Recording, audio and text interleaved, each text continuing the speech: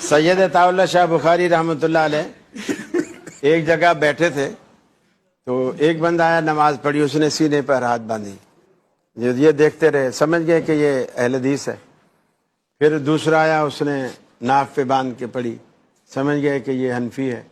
फिर एक और आया, उसने अल्लाह अकबर किया, हाथ लटका के छोड़ के पढ़ी, समझ गया कि शिया है।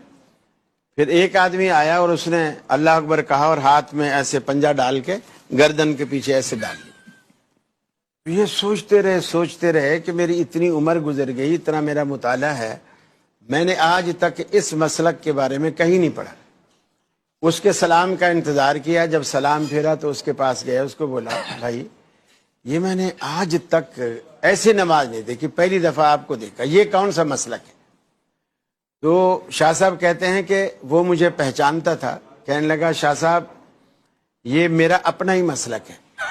पहले मैंने यहाँ हाथ बांधने शुरू किए, एक मस्जिद में गया, उन्होंने कहा तू तो गैर मुकल्लिद है, बेपीरा, बेईमामिया, बेमुर्शिद है, हाथ यहाँ बांधे कर।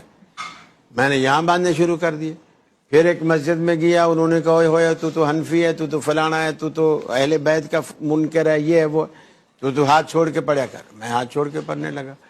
फिर मैं अहले हदीसों की मस्जिद में कहीं गया तो उन्होंने कहा तू तो शिया है, तो हमारी मस्जिद में कैसे घुस आया, तू हाथ इधर बांध के पढ़ा कर। मैंने कहा मैं तो यहाँ से तो चला था, पहले यहीं से चला था, जब भी दुनिया ने मुझे काफिर माना, यहाँ आया जब भी काफिर माना, हाथ छोड़े जब भी दुनिया ने मुझे काफिर कहा। तो मैंने अपनी तरफ से इन उलमा के फतवों से बचने के लिए एक अपना एक अलग मसलक बनाया। अब ना इसका किसी को पता है, ना कोई मुझे काफिर कहता है।